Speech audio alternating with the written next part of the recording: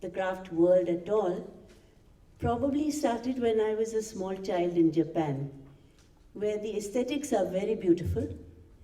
And I lived there for 2.5 years, and somehow that aesthetic seeped into me, and I realized how simple beauty could be, how the hands could make something exquisite. And at that time, many, many decades ago, Japan was, as it is today, a very, very high quality craft designing country, you can say. But I also come from a family background which is very socially motivated. And we have a strong instinct to fight against injustice, to fight for public causes. And somehow I found in me, and I'm saying this only because I think everybody needs a purpose in life, and when you find a purpose which brings out your passion, then you find ways of doing what you want to achieve your purpose. I believe people say Gandhi said something like that, but that is true. I don't feel tired, I don't feel despondent, I never feel negative. And that's really honestly my 45 years of working in this sector. I've never felt unhappy or sad that something's gone wrong. I just immediately think how to fix it. And whether it's for an individual or for a whole community, you find ways. So it's very strong social conscience, desire for public work, public service, not thinking about oneself, but attaching to that the love of beauty, art, craft, and aesthetics. Now, if you combine the two, that is really what has given me petrol, energy, oxygen throughout my life. And I think that's the kind of thing you need to feel. It just came about. It's not a career you can plan and think, okay, now I'm so-and-so age and I'm going to do this, and then I'll do that, and then it'll reach somewhere else. Wherever I've gone has been sort of free flow. So then in 65, I was posted, my husband was posted in Kashmir, and it was a miserable time there because craftspeople were beautiful, they very skilled, but nobody went there. It was dingy and gloomy, and it was always, even then, politically oppressed. As soon as I went, the first India-Pakistan war happened, but I found that craftspeople were doing lovely things in the most dirty gullies. And they were selling their craft on wooden carts. And those 3 birds flying in the air, the typical walnut birds, stuff which was very crude, not carefully done, and even the lovely stuff. No tourist who went there could ever really understand what was good, what was bad. And the seller didn't care because if it turned out bad or broke or somebody didn't like it, the tourist doesn't come back to complain like a customer locally would. So they didn't feel a sense of responsibility. I started going into these miserable lanes which were very dirty and seeing why do they live in such difficult conditions. How can you create so much beauty within that kind of atmosphere? And in big cities like Delhi, we'd have huge exhibitions where we'd show lovely mud huts and fellows wearing red turbans and talk about the beauty of Indian craft. You go to a village, that village, you get covered in flies when you sit there. It's not beautiful at all.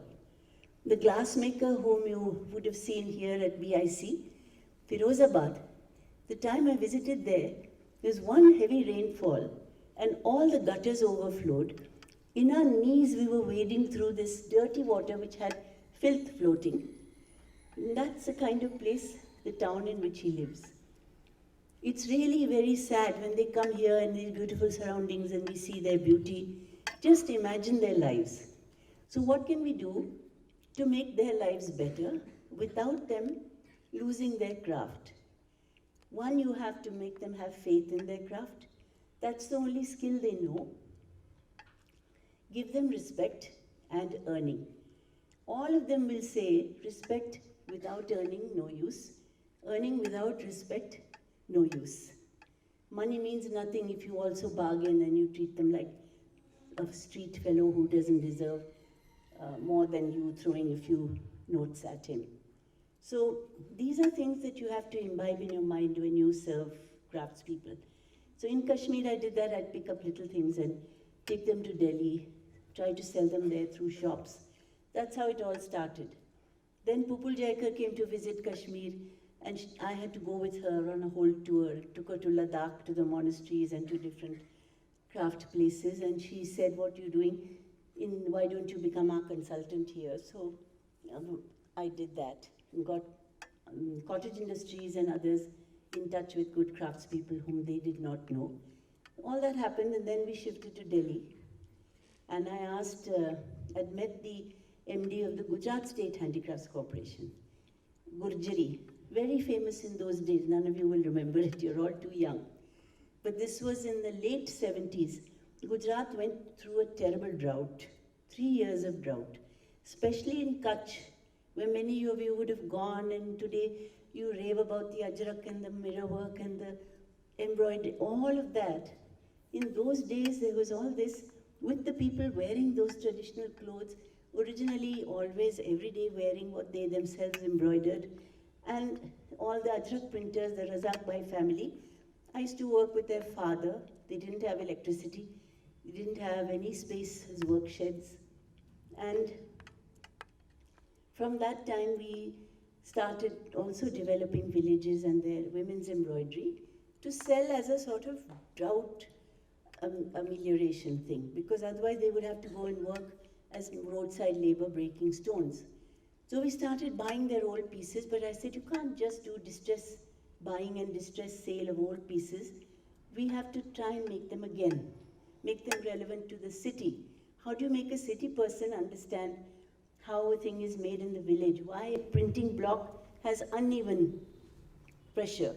Why is it then colors come out different? Because they're dried in the sun on open streets where dogs walk over them. How do you explain to the craftsperson what is the size of a table mat when they don't sit at tables and eat? They don't have dining tables. What is a bed cover when they sleep on a charpai and they only make quilts? So it was translating the urban world to the rural world and vice versa. So that happened for 11 years. I worked with Gurjari as their design and marketing consultant. And Gurjari became the place for craft. And that silly word ethnic began there because it was all mirror work and embroidery, these bujodi shawls that you see. All those families are really thriving. But in those days, it was the women who finally, because of their embroidery, managed to help the household survive. Because the men were shepherds, camel herders. If the fodder dies, the animals die, so the men had no earning. Women could sit at home and do their beautiful embroidery. We would take it out and sell, and that gained respect for women. So a huge revolution, silent one, took place, where men used to earlier come, carry the bundle of embroidery, and the woman and the baby would be at the back. No, he would walk, and she would carry the bundle and the baby. Then we would say, look, we have to talk to her. She is the embroiderer. We want to guide her on color, design, shape, size. You move away. So he said, I won't send my wife. Even if you give me 1 lakh rupees, I won't bring my wife out. We don't take them out of their homes or show their face. We said, then don't work. Then he saw that lots of women were earning. He brought his wife and showed her face, and she was quarter his age and very beautiful. So we could see why he didn't want anybody to see her. But from that, we got them, all the women, bank accounts, because they were working. We explained to them, and they became the earners, and the men didn't bully them after that, because they were the boss of the earnings in the household. 3 years of drought suddenly lifted Gujarat out of all the misery, and Gurjaris opened all over. I came here and helped design the interior one of here. I don't know whether it's closed down now or what. So for 11 years it worked very well, and then things changed and different things took over. Private people carried on, and it didn't die. A lot of the craftspeople became so independent that today all the Razak Bhai Ajrak, the Shamji, who's got lovely stuff here, everybody knows their names if they've been to their homes, all have become very clever entrepreneurs, designers, researchers, and they travel all over the world and give lectures all over the world. They're always running off to some museum in South America or somewhere, and I feel so proud. People who didn't have anything. Today, if I say I'm going to Bhopal, the Gond artist, who really came from the village and sat on the floor, even in your office, you wouldn't sit on a chair. Today, when I go, he will pick me up in a Duster SUV. So, and I say, he says, yes, I bought a Duster because my paintings in canvas are so big, I need space to put it. I love to hear that. It gives you so much pleasure and so much hope that you must never think craftspeople are dying or running away or miserable. Those who have that in them will do it. So then the Gurjari phase finished, and I thought I should set up a little, the word heart came to mind. And I found that that was the lovely system of marketing in India. Rural areas, the farmer or the fisher folk and the craftspeople always had a strong link. And they would come to these hearts and there would be barter, there would be friendship, there would be celebration. If you go to a heart in Bastar, even today, they are having cockfights, they are selling dried ant for chutney, they are dancing, they are cooking their local brew of liquor and drinking and dancing all the way home. They will make their lovely coat-part textiles, sell it there, and make terracotta toys for the children, make their little silver or white metal jewelry. And it's a whole ecosystem which is both economy and social interaction. And this is the beauty of a heart. And when all these supermarkets and super bazaars started coming up at that time, late 80s, early 90s, I felt, why are we adopting the Western way?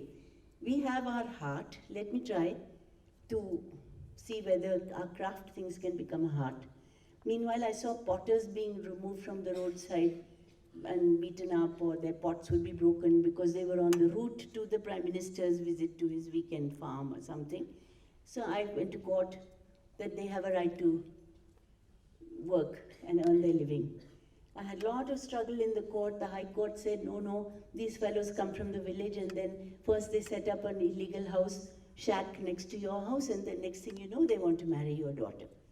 Can you imagine judges saying that in those days? So then I got angry, went to the Supreme Court. There, they joined my plea on behalf of potters and other craftspeople who should not be harassed on the pavement but have a right to space, because right to life without right to livelihood makes no sense. So all these things were happening, and why I'm telling you this is because you have to think of the whole world. If there's a court case where somebody has won that case for right to livelihood and all, you have to imbibe that and see how it works with what you are trying to do. You can't just stick in your little world of design and computer. You have to bring the whole world and its problems into your world and see how is it affecting and how do you solve it. So then the Supreme Court decided that they told the municipality, you have to give space to people to survive. So they delineate space. In the meanwhile, Kashmir blew up. There was militancy in the early 90s, and the government said we're going to have Kashmir craft bazaars all over the country, and we're going to spend $1.5 crore on it. I went to the Prime Minister. By then I joined politics, so I had a way into the Prime Minister, VP Singh. So I told him, instead of spending this much money to make temporary bazaars, where the Tekidar and all were the ones who are going to earn the money, why don't you make a permanent space? So if there's a drought, people need to come out and sell. There's a flood somewhere, there's something. Even export reject, if they're craft, what do they do with it after that? And for Kashmir, make a permanent space. He said, very good idea, do immediately. So then the immediately became, find space. All sorts of long, complicated things. You can't get space in Delhi, it's very valuable. The municipal NDMC, the municipal corporation chief phoned me one day. I don't know him, nice IAS officer. He said, I've been watching your pursuit. We have a big drain, and I've discovered a law which says that the Chandigarh and New Delhi Municipal Act allows the municipality to own drains, and the Land and Development Ministries own the land. So all the drains are mine.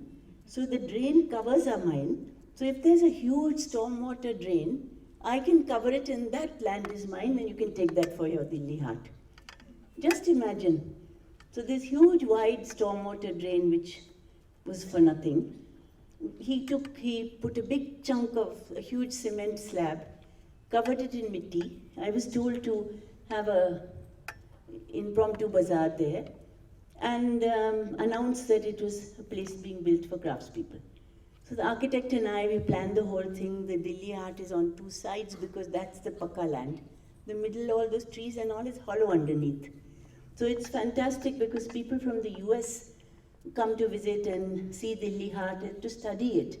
And one of them wrote in their report back that here is an amazing situation where they didn't take land from anybody, they created land out of nothing. So that's another very interesting story that not many people know about. So Dilli Haat started in '94 and it's still going along. There are lots of stories attached. But after that, one time I went to, I'm telling you this because these are phases of work in my life and sharing them as stories. So then I went to Bangkok once and I found a lovely map done by a lady called Mary Chandler, foreigner who lived in Thailand and was an artist. And she drew this map with her whatever painting style and showed what were the marketplaces of Bangkok, where you get electronics or any goods. So I said, my gosh, this map is so popular, 36th printing edition. Why can't we do this for India and for craft? So I came back and gave a proposal to DC, and under their catalog scheme, they gave me money.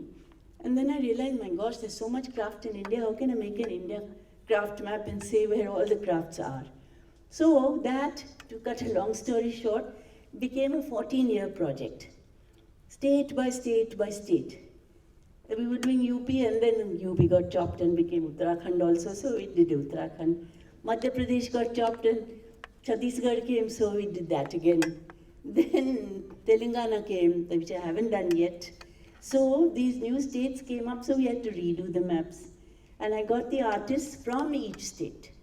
And we said no digital. In fact, the first map, there was no thing like digital. Everything was typeset. We never actually cut and paste a single map. Some of you would have seen them. And in that, we did a research thing where we sent people to each state to find out through primary and secondary sources where crafts are actually made. So in this village, that's something. So it was like a travel map. It doesn't tell you who the people are because they can die, move, anything, so no point giving people. But location. And interestingly enough, UNDP used it when the Odisha cyclone took place to target relief to specific craftspeople according to their needs. The same thing with the Gujarat earthquake. They managed to give a loom where the weavers were using our map. And I thought, let it be just for students and tourists to travel around, keep it in their pocket, because none of you can afford coffee table books. And I'd written a couple of coffee table books and I felt it's very boring and what's the use, I even can't afford them. Let me make these maps which are 150 rupees each and it tells you as much as a book. And through that I discovered that for each of these maps, 24, reverse, I didn't take the Union Territory, but one side craft, one side textile, each one had an art form of its own.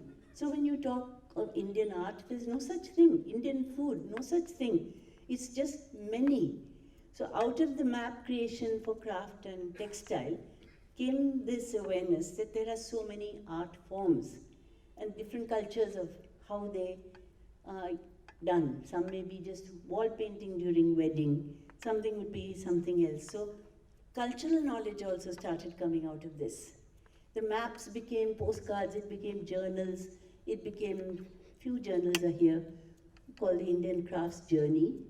Then it became a fat book called the Craft Atlas of India, which may be in your library. And all those maps were compiled. Then one day the next phase came when craftspeople come to me and moan and mope saying, oh, we are illiterate and we are poor. I would say, why illiterate? Don't know the computer, don't know English. Poor because, again, no computer. So I said, your skills in your hands are so amazing, much better than a computer. You click on the loom and you do something, you think the computer clicking is any better or any wiser. So I have to get out of that. And you don't know English. Why should you know English? I'm also quite nationalistic. I want everything great about India to come up front. And I feel that here we are, we have over 700 living languages in India, languages and dialects, 22 official languages. The reason why 22 only is because at that time when they decided which languages to have official, they saw in which state was there a printing press. Technology guided the decision of what will be our official languages or not. So those languages, printing press, that's why we have. And I said, so many languages, they look so beautiful. I can't read Bengali or Telugu, but it looks lovely. Just look at it as a design, a motif. So I told them, okay, and why are you not educated? Oh, what's the point of education? We won't get a job. What's a job? Sitting at a table or sitting in a government office. So I said, okay, let's approach literacy and appreciation for education through loving their own language, making it calligraphy and making it art in their skill. So that became this project called Akshara, Crafting Indian Scripts, which also became a book. It became, taught them calligraphy, called a calligrapher and a typesetter, and had classes, and taught them, they would say calligraphy, not knowing what the word meant, but they all imbibed it in some way or the other and still do. And I said, you have to make one beautiful exhibit product using your script in some way. And it was amazing what kinds of things. One person said, what shall we do? I said, I don't know. You go and talk in your family and see what is important about education. Discuss it with your old parents or your children. And finally, he made a lovely wood carving with inlay, which said, education lifts a man from the floor to the sky. Beautiful things. And every form of art and craft that skill we could bring out. So it ended up with 150 exhibit objects, 16 different states, 21 craft skills, and 14 Indian languages, scripts being used. And this exhibition turned out so beautiful and so unique because many of them thought up things for themselves, some I guided. There was no great design input, but if you look at the stuff, it's amazingly designed. And then the exhibition was put up at the Visual Arts Gallery in Delhi. Somebody saw it, told the government sent us to Egypt, where that was highly appreciated, although I was scared because they do lovely calligraphy. And I thought, my gosh, ours is all nascent and kacha, and I don't know enough to show this as calligraphy. But they loved it, and they said, not only is your calligraphy beautiful, but you have so many crafts which we don't have. Then we went to Paris, the UNESCO headquarters had this big thing. They have a very big consciousness about languages, and they're worried about how many languages have died out. So through whatever all government things, we were paid to go there for 1 week to the UNESCO headquarters in Paris, where 122 different representatives of countries saw our exhibition. And one Chinese lady wrote there that how wonderful that I should be able to see how Indians write. That we don't even think about such things. But when you have other people looking at it, the Russian, Iranian, all these calligraphers came and they worked with our people, and it was a grand exercise. Then we had it in Singapore. I met a friend in Singapore. I told her about this idea, and the Indian Heritage Center, if any of you know it, they decided to make it their prime exhibition, which ran through the whole year, called Symbols and Scripts. And they collected some other pieces from Asia, and it was there for a year with craftspeople going every 2 weeks from those who had made these things to demonstrate, teach, conduct workshops, and so on. Now I'm hoping that with that, the stuff from that exhibition, which is, and also another one in Prince of Wales, Bombay. So 5 major exhibitions of Akshara have taken place. We published a book on it, and I'm hoping now to persuade the government to set up a center or a little museum for scripts and calligraphy, so that we have lots of calligraphers coming and trying out and creating a whole new art form out of that, but showing how craftspeople, who are many illiterate ones, have actually done it. So here's our craftspeople teaching the country the value of languages, where in the beginning they thought they were useless if they didn't know English. So why I'm telling you this is because I'm pointing out the social purpose behind design and art is something you have to find. And there's a value in that, because then you're affecting and improving the lives of communities that are underprivileged otherwise, and getting them to understand how to respect themselves. After Akshara, Google Arts and Culture, I'll show that to you a little bit of it, because otherwise I'm talking and maybe it's boring, but I'm trying to tell you stories. Google came to us and said, will you do some documentation for us? Can you do 100 crafts of India? I fainted. I said, God, documentation in 100 crafts is going to be tough, but let's start with 25. 25, then they loved those so much. I curated it in the sense, I don't like the word curate, but I chose which crafts should be covered from different states. So the system they have is that they have what they call exhibits. 4 exhibits per story, per craft. One shows the community and the lifestyle and where and how they live.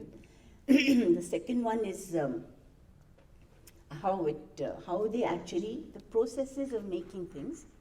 Sorry, I'll help myself. This is the after effects of Delhi pollution, I'm sorry.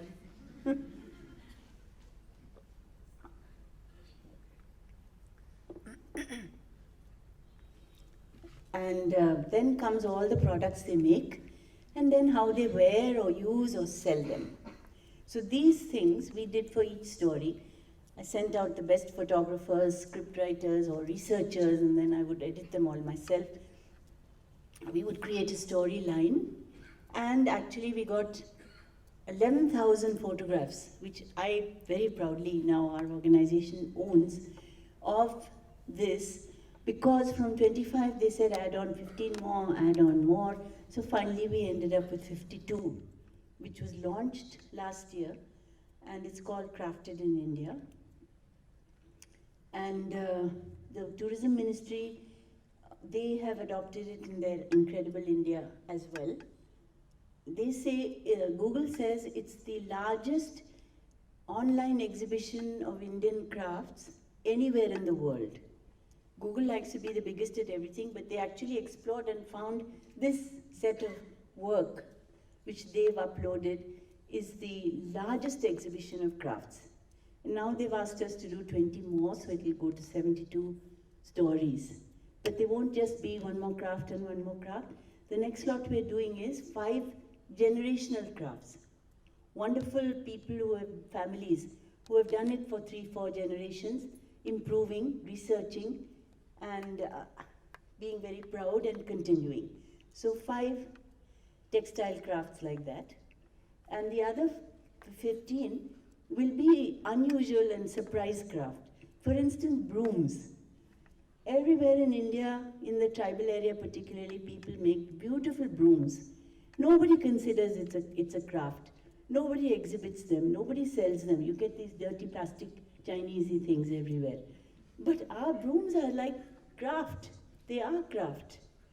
So we at least should respect those women who don't have leisure. In the leisure they do work, and they do something beautiful. Same with fan.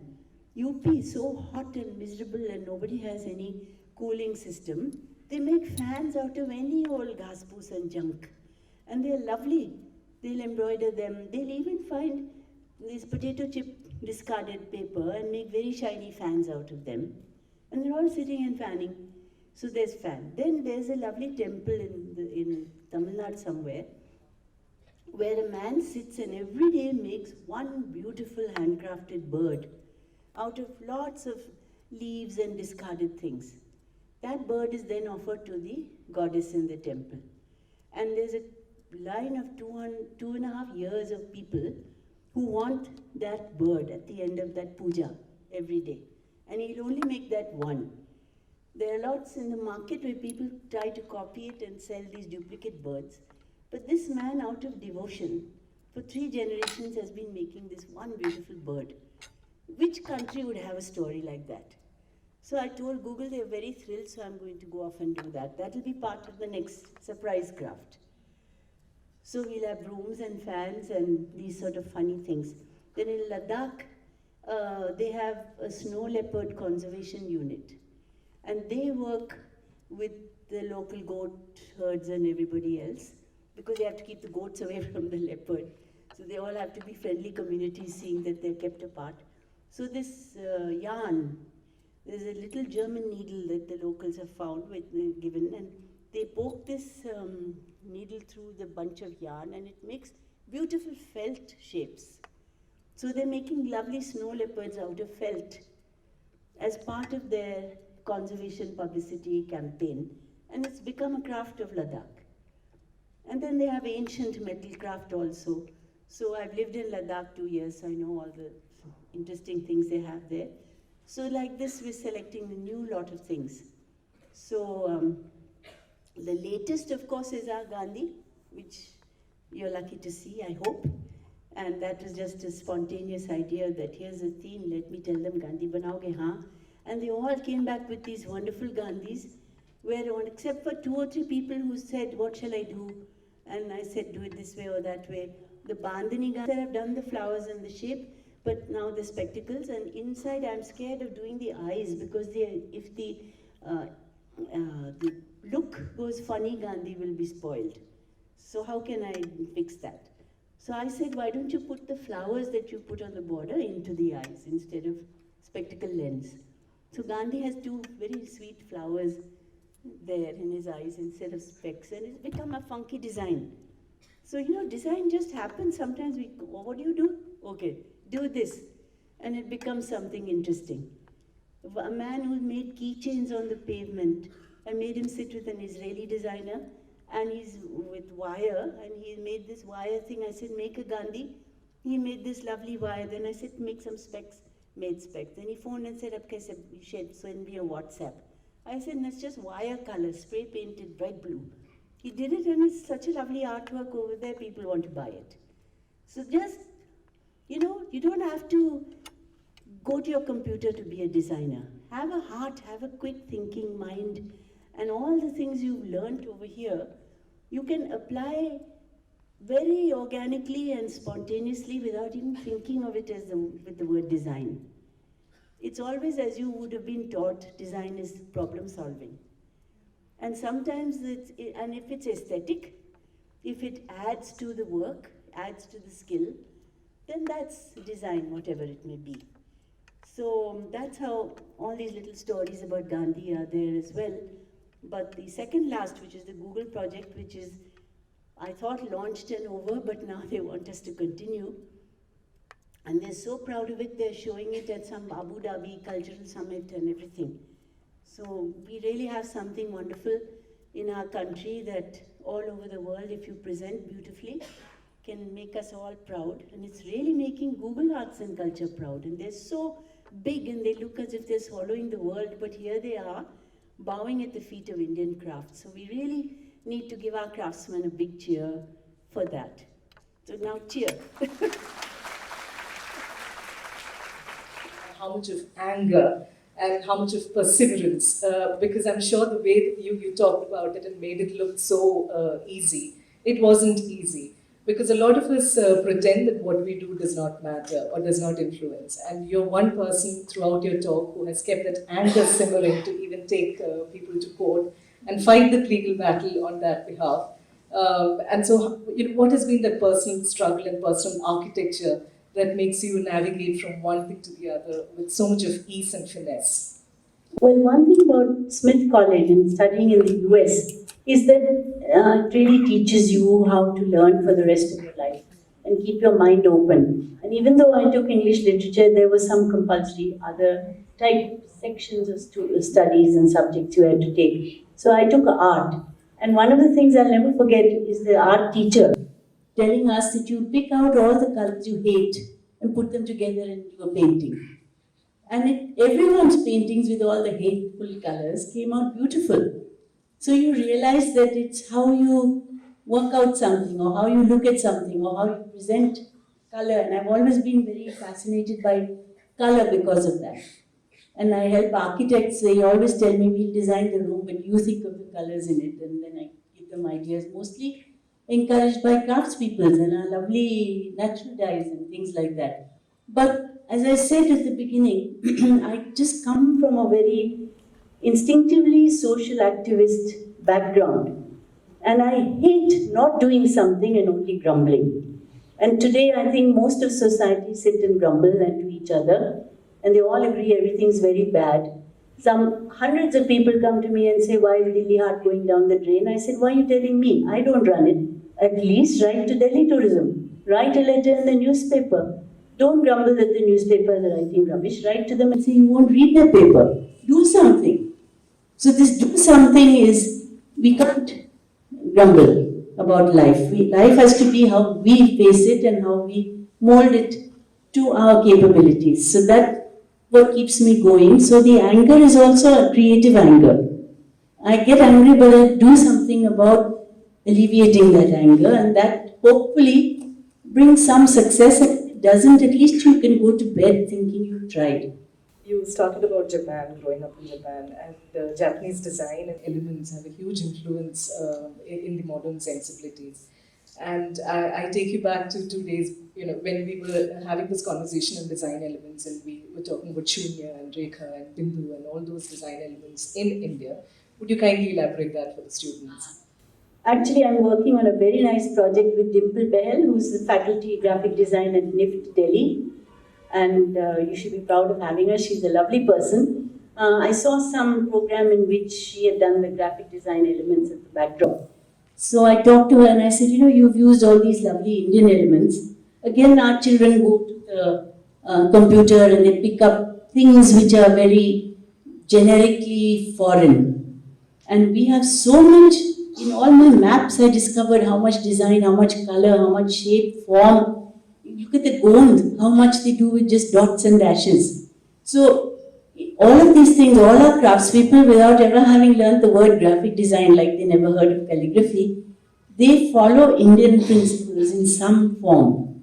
And then I told her, I said, let's make a book for NIFT students. We started with that idea, but now I want to tell the whole world that, we were very wise at one time. We knew a lot. We were deep in our spiritual things, which taught us not religion and all, but something much higher philosophically and all.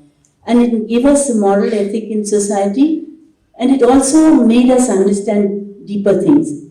And so I said, let's find out about the depth of knowledge in graphic design. And where you have, graphic design, I looked it up on the net. Everybody, principles, you'll have 10 things. Perspective and line and this and that, boring, just very technical. There was no heart and soul and story to it. Then we started looking in the Indian thing. You think about Rekha. There are shlokas in the Rig Veda about the meaning of Rekha. All the Lakshman Rekha and the Ram drawing a Rekha. Rekha has a meaning beyond just drawing a line. And there's form, and the Shunya, the circle or the dot. We have a temple in Orissa for the Shunya Mata, which has nothing inside. There's no idol. Because Shunya is not zero, it's everlasting infinity, nothingness and everything. These are beautiful thoughts which go far beyond just principles of graphic design. So I wanted to show the world that in Indian spiritual mythology, story, ethic, craftspeople, we have it all, we just forgot that we had it. So let's, through this NIFT and our Samiti collaboration, bring out a lovely book. I hope it'll come out this year. Let's see. Keep your fingers crossed, but you should all be proud owners of it when it does come out. In fact, earlier in the day, we had Meera here talk about INTAC. And just to connect the dots for the students and for the people who have come in from the community, she as well talked about Pupul Jaikar, who was one of the initial conveners of INTAC. And ma'am as well stressed on Pupul Jaikar, and all of you would appreciate that, Pupul Jaikar is the idea behind NIFT. And you see how lovely, after many, many years, ma'am is again collaborating with NIFT to bring out a book on graphic design. So, it is indeed a proud moment that, we stand on the shoulders of giants. And as students of design and fashion, I hope you would continue to get inspired and to continue this legacy as well. I'll pick on one line that you said. Why is ethnic silly? You know, when I looked up the word ethnic is a word that people use to mean native. Why do we call our things native? We are not Britishers calling Indians native. We are Indians. So, what is ethnic? A sari may be good for us, but a sarong of Arunachal is a dress for them. Why is it ethnic? It's not that I am a European Western elite and that is a native. In her life, she is the center. So all the different costumes we have, or the food, or the anything, is, you could say it's a vernacular of a certain region, you can say it's regional, but ethnic is not a word we should use about anything that is for ourselves within India, because we are not white-skinned. Again, when we talk about design and crafts and making it suitable for an urban market, there is always a contentious topic of cultural appropriation. Recently itself, we were talking about how tribal weaves, which is probably not made into a sari in their culture, then gets appropriated as a sari. And materials which were, not being used by them, let us say a silk, they would do it in chaste cotton, and because we would want to sell it in an upmarket one, we would infuse tussar silk or whatever it is. But the flip side of it is also that we are, if there is no market, then we would lose them to Narega or some such job or some such daily wages. How do you strike this balance, ma'am? I think we shouldn't take this word cultural appropriation too far. As long as the makers are part of the journey, as long as they are co-collaborators, they understand. Take for instance Banaras, today we rave about the silks. Originally Banaras during Buddha's time didn't make silk, it made cotton. Came later through the Holkars of Madhya Pradesh. They put silk weavers into Banaras and it became silk. There was this, any of you remember in the 90s during globalization and the GATT agreement and WTO first came up? There was this Arthur Dunkel who was the author of that agreement. He came to India and they started talking about patent and copyright and stuff. And he said in a press conference, he said, see this paisley that I'm wearing on my tie, now that if it's patented by the artisan who made it, that one person would make a lot of money.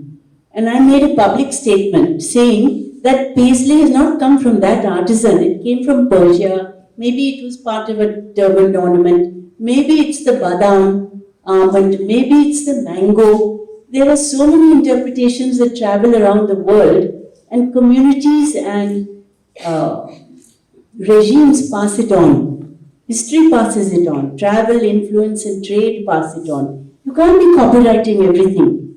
And when you're in a village, a community works together. You can't hide your thing and say, I won't show it to anybody because my patent. We work as a community, everybody shares.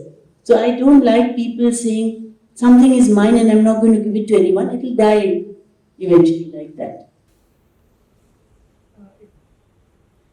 And I also want to pick your mind on how craft has benefited from social media, or how craft is the two sides of the coin, because there's a lot which is happening on social media, not always authentic, but at the same time it does give a fillip because there's a conversation that's happening there. How do you see it in the future of craft? I was at a conference in Hyderabad recently at the business school, ISB, and there was one very important session which I got put into because of my Google project, where we had Zwende, which is based in Bangalore, Craftizen, based in Bangalore, Amazon Gentleman Marketing Head, based in Bangalore. All these people who had websites of different sizes and range and clout are talking about e-commerce. So I said, actually in my experience, craftspeople don't ever tell me that they would rather do e-commerce or they're too busy producing for e-commerce and therefore they don't want to come to a Dilli Haat or a bazaar. That touch and feel is lost, and I think that human element is lost. Each thing the fellow will explain it to you, and that's what makes it beautiful. So we need that human thing, that bazaar interaction. How do I look? Show your friend, not take a picture and constantly selfie or WhatsApp something to someone. It all becomes very, second hand. And when you understand the maker, you respect the person and the craft also. And even craftsmen who were there, very senior craftsmen who spoke at that occasion, they said that we don't make that much money from e-commerce as we do from direct sales and direct interactions with people. However, there are some interesting websites which try and be creative, where you can design your own piece and something. Many try to make platforms where the craftspersons themselves are speaking. I have not found it caught on amongst the crafts community yet. That I will say.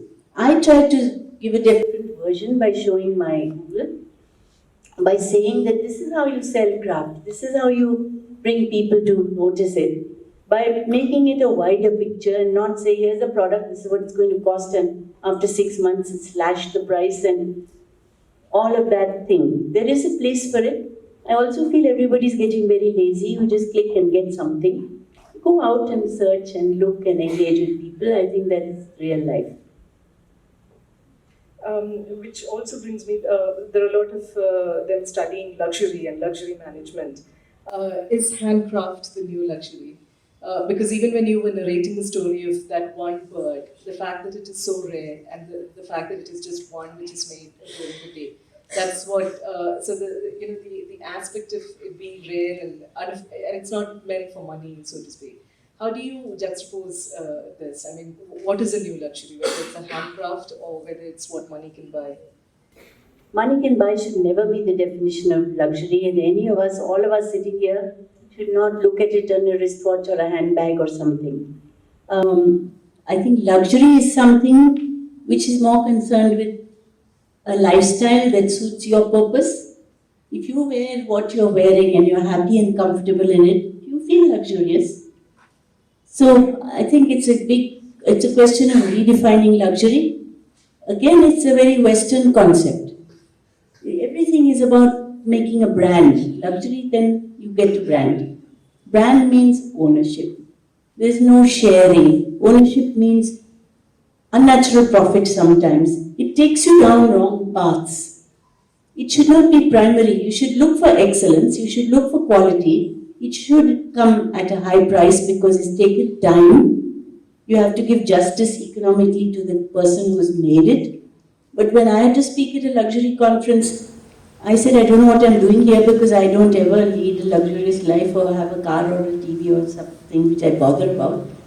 I said, the sari I'm wearing is a nice hand-woven khadi sari. For me, this is my luxury.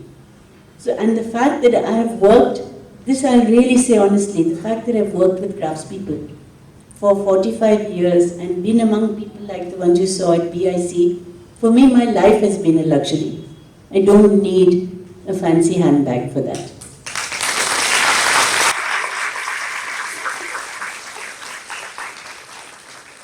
Which brings me to the last question from my side before I open it to the audience. Do you see a dichotomy or a dichotomous existence between technology and craft? Is it supposed to be easing it or facilitating it, or would it eventually replace hands? When you go to the profit motive and brand and corporatization, it would replace. But again, if you go to Gandhi, that if the mechanisms, machinery, anything relieves drudgery, and if you take the classic thing of powerloom and handloom, the handloom weaver will make handloom and be proud of it and sell it at a good price if he can get it. We will also keep a powerloom under his roof and make 12 saris in a day, where the handloom he could make one sari in 3 days and sell them cheaper. They have so many processes, 3 times they have to rinse and wash and dry and all, but they don't give it up. They're also on our Google story. Go to the bag thing. He'll say, हम नहीं छोड़ेंगे इसको, because this is our pride. So there's much more to their lives and their thinking than we can imagine actually. Thank you so much, ma'am.